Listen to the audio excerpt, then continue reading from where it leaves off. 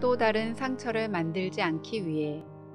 마음의 상처를 안고 있으면 과도하게 자기를 보호하려는 심리가 생깁니다. 그런 태도는 자신의 인격적 결함을 보지 못하게 만듭니다.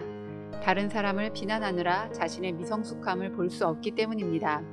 상처를 준 사람만을 바라보면 자신의 실수와 인격적 결함을 똑바로 보지 못하게 됩니다. 결국 상처와 실족한 마음을 제대로 해결하지 못하면 모든 것을 상처라는 색안경을 통해 바라보게 됩니다. 나무가 자라기 위해서는 비와 바람, 빛이 필요합니다. 비 맞는 것이 안타깝다고 우산을 씌워주면 나무는 더 이상 자랄 수 없습니다. 물론 사랑과 보호, 따뜻한 배려도 필요하지만 자연스럽게 다가오는 고난과 도전은 우리를 더 성숙하게 만듭니다. 하나님은 상처 또한 성장의 걸음으로 사용하시기 때문입니다. 나는 목회자의 일을 돕다가 상처를 입은 한 청년을 만나게 되었습니다. 나는 다른 어떤 것보다 그의 마음이 회복되기를 바라는 심정으로 함께 사역을 하면서 세심하게 배려하고 특별히 관심을 쏟으며 보살피려고 노력했습니다. 하지만 안타깝게도 그는 예전과 비슷한 일로 또다시 상처를 받았습니다. 그는 나를 떠나면서 목사님, 다시는 목사님들을 위해 일하지 않을 겁니다. 라고 말했습니다. 그는 이전의 문제를 극복하지 못했고 그 문제가 계속 그를 괴롭혔던 것입니다. 그는 심지어 내게 와서 내가 이전에 자신이 섬기던 리더와 똑같은 문제를 갖고 있다며 비난했습니다.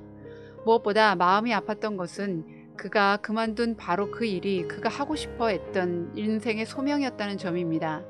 나는 상처를 치료하지 못해서 자신의 소명을 포기해버린 그 청년이 안타까웠습니다.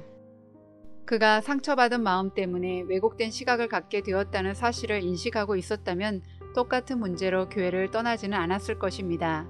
그는 늘 똑같은 문제가 발생하지 않을까 불안해했고 조금이라도 비슷한 상황이 발생하면 과민하게 반응하는 자신의 상태를 명확하게 인식하지 못했습니다. 그가 과거와 같은 상황에 직면했을 때 과거와 다르게 반응했다면 상황은 다른 방향으로 전개되었을 것입니다. 상처받은 사람은 다시는 같은 상처를 받지 않으려고 자신을 과도하게 보호하고 다른 사람에게는 과민하게 반응합니다.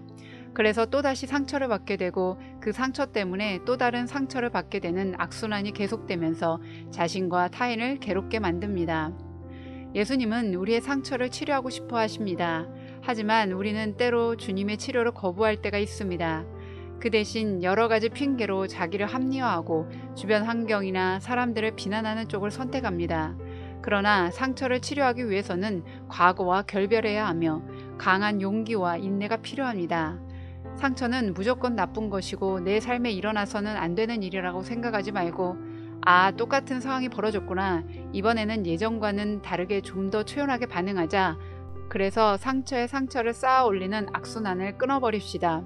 하나의 상처를 잘 처리하면 그 다음부터는 쉽습니다. 그리고 과거의 상처가 떠오를 때마다 재빨리 하나님의 따뜻한 사랑을 떠올리는 것입니다. 그러면 과거의 응어리와 원망이 차지하고 있던 마음의 자리를 하나님의 사랑이 차지하게 될 것입니다. 자유를 향한 묵상. 마음에 상처를 안고 있으면 과도하게 자기를 보호하려는 심리가 생깁니다.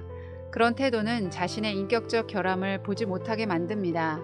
다른 사람을 비난하느라 자신의 미성숙함은 볼 수 없기 때문입니다. 나무가 자라기 위해서는 비와 바람, 빛이 필요합니다. 우리 역시 사랑과 보호, 따뜻한 배려도 필요하지만 자연스럽게 다가오는 고난과 도전을 이겨냄으로써 우리는 더 성숙해질 수 있습니다.